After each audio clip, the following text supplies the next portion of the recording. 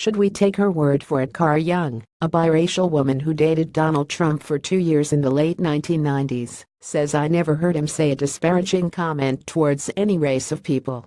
Ms. Young, a model with a black mother and a white father, told the New York Times she didn't hide her race from Mr. Trump. He asked her if she was kind of like Derek Jeter, the former New York Yankees baseball star. She said exactly. Story continues below. Advertisement. The two of them sometimes hung out with black celebrities, and that didn't bother Mr. Trump. He had a good relationship with many black Americans, including Jesse Jackson. He gave free office space to Mr. Jackson's Rainbow Push Coalition. Katrina Pearson, an African-American who was a national spokesperson for the Trump election campaign, put it this way: a racist does not pick a single black mother to represent his entire freaking presidential campaign. Should we take her word for it? So low have the affairs of state tumbled that Americans are wondering whether they have a racist president. Mr. Trump's explosive handling of the anthem protests, coming on top of the furor generated by his reaction to the Charlottesville, Virginia, protests, and his multitude of other racially charged actions have restoked racial tensions in the country.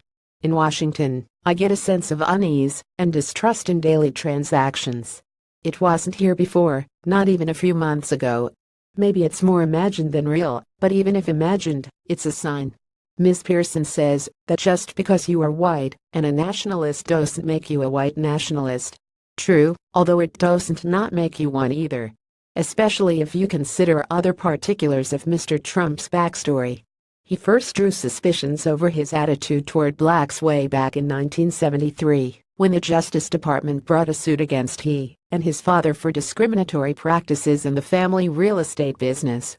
Story continues below. Advertisement. He drew big headlines with his call for the death penalty for blacks and Latinos convicted wrongly, as it turned out, of a rape in Central Park in 1989. At his Atlantic City casinos, managers alleged that when he and his wife entered, the black card dealers were ordered off the floor. On allegations of police brutality against minorities, Mr. Trump was always quick to come to the defense of the police. He spearheaded the birther movement, falsely accusing the first black president of living a lie about his birthplace. He was slow to denounce white supremacist David Duke, whose followers and other racist groups saw reason to support him. He issued disparaging and despicable remarks on immigrants from Mexico, advocating a Great Wall to keep them out.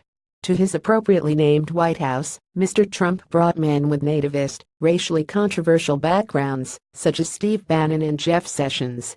Then came the Muslim travel ban, then Charlottesville, then his call to have anthem protesters at football games sons of bitches thrown out because they were disrespectful to the flag. You know what else is disrespectful to our flag, said Steve Kerr, a white coach in the National Basketball Association. Racism. Charlottesville brought the chin-jitting president searing condemnation, even from friends, allies, longtime supporters. Only his base supported him, and that base isn't broad enough for him to win. It was thought, therefore, that Charlottesville might teach him a lesson, that he would be more sensitive to sensitivities. But his vile tantrum over the anthem protests demonstrated that it taught him nothing. That piece of discrimination and others, the threat of them, are rooted in more than any desire to exploit cultural wedge issues for political gain. They're rooted in the type of man he is, where his instincts lie. Story continues below. Advertisement. The racist categorization is too severe. But there's a deeply ingrained prejudice at work in this crude race-baiting president. It's like Donald Trump is still in the segregated pre-civil rights era, as though his mindset on race never progressed beyond the teen years. Despairingly for the United States, its president is a creature of those bigoted times.